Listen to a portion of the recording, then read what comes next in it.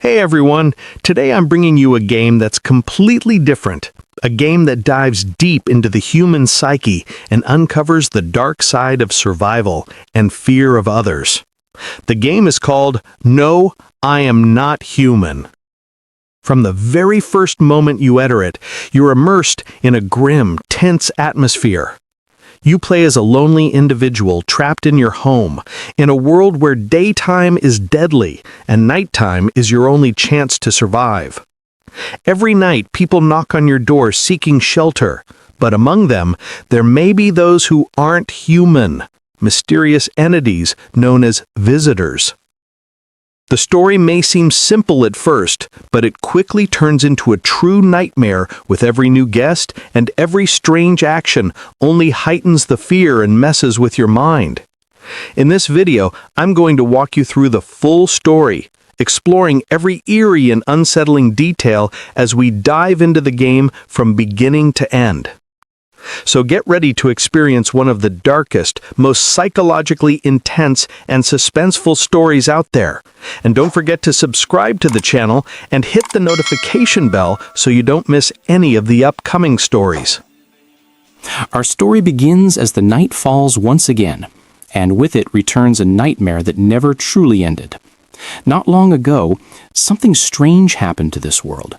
The temperature rose to impossible levels, as if the sun itself had decided to devour everything living beneath it.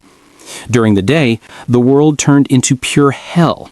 The air burned your skin, glass melted from the heat, and birds dropped from the sky, scorched before they could even reach the ground.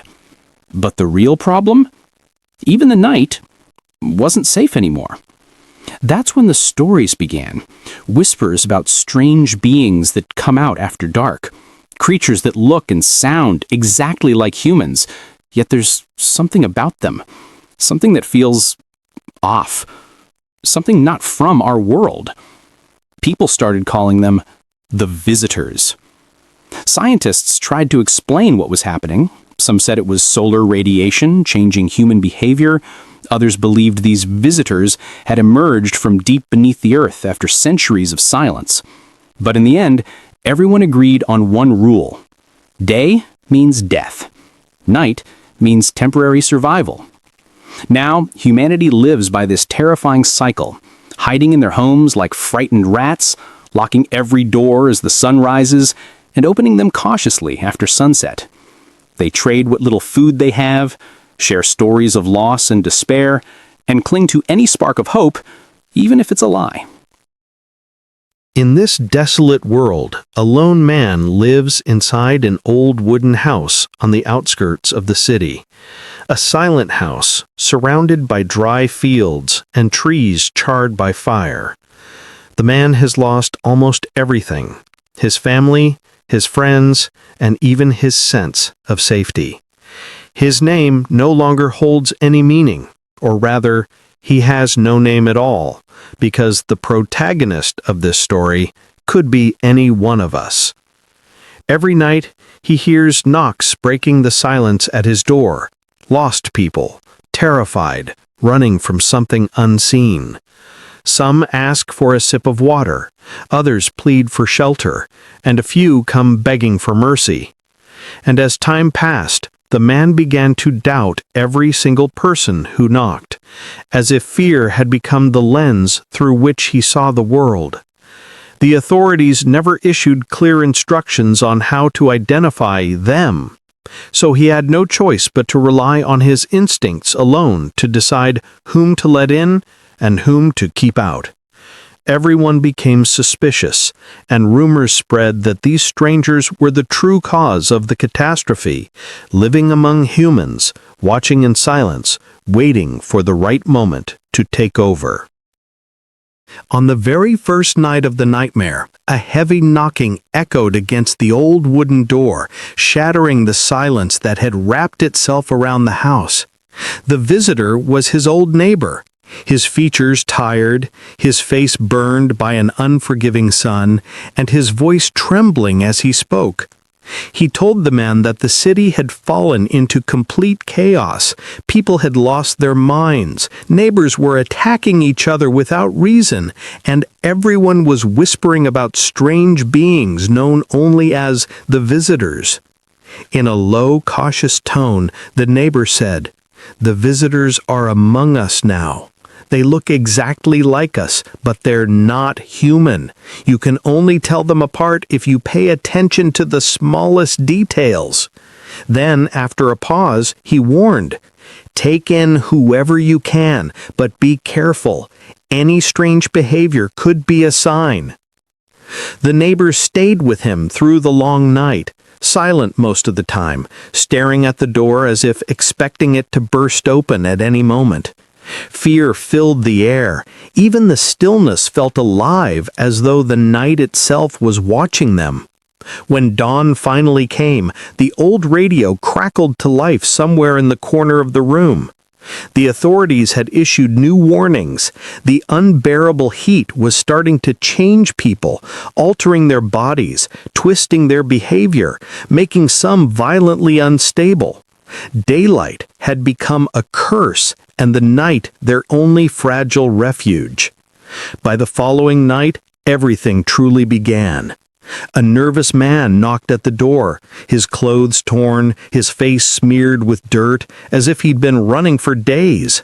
In a weak, trembling voice, he said he had been thrown out of a survivor shelter because the others were afraid of him, of the way he talked, the way he stared. Not long after, a woman arrived, terrified and crying. She said her home had been attacked by the visitors and that she had nowhere else to go. Then came a young girl, the neighbor's daughter from the first night, shivering from the cold, whispering that she was looking for her father. The man let them in, one by one, trying to believe their stories, trying to give them safety and warmth. But something about them wasn't right. There was something strange in their eyes, restless, unfocused, and their pale faces looked like masks, hiding secrets they refused to share. The house that had once felt like a refuge was slowly becoming a trap, closing in on itself. The air grew heavier with each passing hour, filled with suspicion, fear, and the quiet, unending sound of whispers that refused to fade away. The next day, the news brought something far worse than anyone could have imagined. A massive volcanic eruption struck the south. The ground was literally boiling, and the sky had turned blood red, as if the world itself was bleeding. The radio wouldn't stop broadcasting updates, but one story caught everyone's attention: the new description of the visitors. They said their teeth were unnaturally white, perfectly straight, almost too perfect, as if they were made of something not human. The man started watching his guests closely. The first man's teeth were chipped and uneven, which gave him a bit of relief. At least they looked human. But the second guest, a woman, had flawless, gleaming teeth that shimmered with every word she spoke, and that's when the doubt began to creep into his heart. From that moment on, every sound at night, every breath from the next room, filled him with unbearable fear. The third night was completely different. 3 new people knocked on the door. A woman wrapped in a heavy coat, just looking for a quiet place to rest. A delusional man claiming that the sun was a divine judge sent to burn the world of its sins. And a strange-looking man with an emotionless face who asked in a cold, distant voice, "Are you the witnesses or the actors in all of this?" Then he left, vanishing into the darkness, leaving only the echo of his voice behind, like a prophecy. Each night became stranger, heavier, and more complex. Every new face brought with it another piece of an endless nightmare. By morning, the government announced the creation of a new organization called FEMA, whose mission was to identify the visitors and isolate them from the rest of the population. They claimed that the visitors' nails were always dirty because they came from beneath the earth, and that their hands were unnaturally pale. They also warned citizens to use cameras to identify suspects. Since the visitors' faces never appeared clearly in photos, their images were always blurred. The man decided to follow the instructions himself. He installed a small camera in the corner of the room and began secretly taking photos of his guests from time to time. Then, one night, he found the truth he had been dreading. The addicted man, his nails were black and filthy, his teeth so perfect they looked like glass. The man raised his trembling gun and fired. The echo of the gunshot had barely faded when he heard a scream, the woman's. He ran toward her room and saw it, her strange nails, her unnaturally white teeth shining under the dim light. Without hesitation, he fired again. The house exploded into chaos. Screams filled the hallways. The smell of gunpowder and blood hung thick in the air, and whatever trust remained between the walls had completely vanished. The nights grew longer, and the man's sanity began to crumble piece by piece. The nights grew longer, and his mind began to slowly collapse under the weight of fear. Then one night, a faint knocking echoed through the quiet house, followed by a strange voice whispering from the other side of the door. "Are you alone in the house?" He froze instantly. The old neighbor's warning echoed in his head. Never open the door to someone who asks that question. The man stayed completely silent, not daring to breathe. Moments passed before the same voice murmured again, softer this time, almost amused. "You're lucky tonight, because there are many voices inside your house." And then silence. The voice was gone. Only the sound of his heartbeat filled the room. As he tried to make sense of what just happened, he turned toward the window, and his blood ran cold. His neighbor's house was engulfed in flames, burning violently against the dark sky. He rushed to the door, but before he could move, another knock stopped him dead in his tracks. He opened the door carefully. Standing there was the neighbor's daughter, her face covered in ash and tears. Her voice trembled as she spoke. "The visitors, they're the ones who burned our house." She cried endlessly, saying her father tried to save others before they attacked him. But the man no longer knew what to believe. Was she crying out of fear or pretending? Her red, swollen eyes reminded him of FEMA's latest warning, that the infected often had bloodshot eyes. Quietly, he reached for his camera and snapped a photo of her. When he looked at the screen, his heart nearly stopped. The image was blurred, her face barely visible. And from this point, the endings begin to branch out. Every choice the player makes shapes their final fate. In the first, tragic ending, the man fails to tell humans apart from the visitors. He opens his door to everyone without caution, allowing monsters to blend with the innocent. The nights descend into chaos.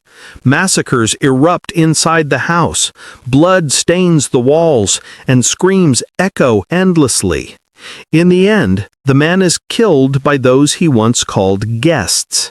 His home burns into legend, a haunting memory whispered about whenever darkness falls. The second bad ending is the path of fear and isolation. The man becomes a prisoner of his own paranoia. He refuses every knock, never opens the door, and listens only to the echo of his silence. He stays alone until loneliness consumes him completely. No one is saved, and no one survives. Over time, his house becomes another cursed legend, a monument to fear itself. Then comes the good ending, the path of understanding.